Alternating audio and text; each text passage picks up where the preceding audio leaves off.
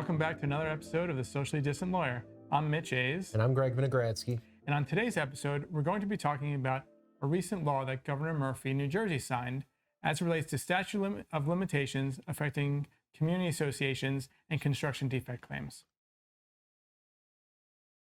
That's right, Mitch. So Governor Murphy passed a pretty significant bill in the community association world. Essentially amends NJSA 2A 14-1, and it's the Senate Bill 396 for those that want to look it up, and essentially changes what some of the courts have interpreted the statute of limitations for community associations to be and what the statute itself used to read. So it used to be that it was 6 years from the date of substantial completion, or when someone learned of a defect, a community association learned of a potential defect, would start the statute of limitations period. Now, many people in the community association world felt that this was not really fair because many times an association might learn of a defect before a transition even began. So unit owners would not really have an opportunity to address any potential issues with either the developer or someone else that's involved, and basically have that limited period when they actually got control to try to remedy the situation. So this new law basically changes that and overturns a case from the New Jersey Supreme Court called Palisades at Fort Lee versus 100 Palisades, which applied this discovery rule. And basically now the law says that it's 6 years from the date of the transition election, and applying the discovery rule from that Palisades case, it would be logical to also conclude that the discovery will apply, and it would be 6 years from the date of the transition or when an association learns of a defect, whichever is later, right?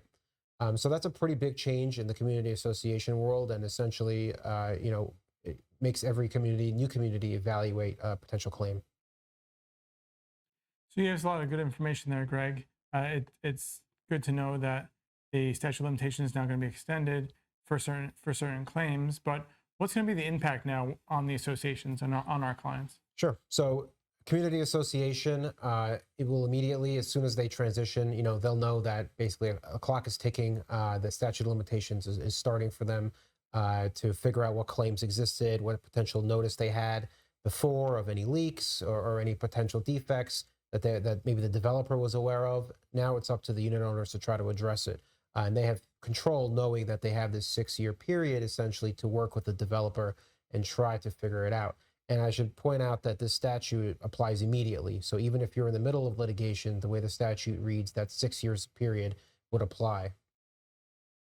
So we've talked about the associations themselves. Now, what about developers? What about owners, and how's that going to play out? Sure. Now, the developers and really the contractors also, it's going to impact them significantly. Now, obviously, there's more time now that an association that has unit owner control to evaluate claims, but it's also an opportunity, I think, for a developer to try to immediately engage with an association in dispute resolution, however that is, to try to resolve potential claims, knowing that the association has this added window now to evaluate its property and evaluate any potential conditions. So there's really a drive, I think, for the developers and contractors to try to move the process along as fast as possible.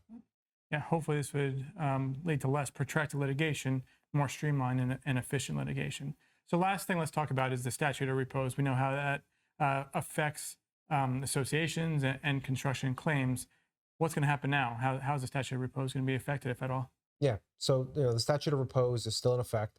The amendment to the law did not touch that part of the statute.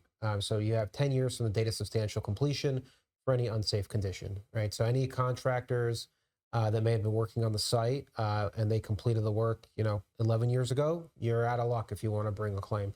So this really adds to kind of that motivation for both parties, both the association side and the developer side, to try to engage in dispute resolution as quickly as possible, to try to figure something out, knowing that that clock is still ticking for a potential culpable party that, may be off the hook because they may have, substantially completed their work, close to that 10-year period.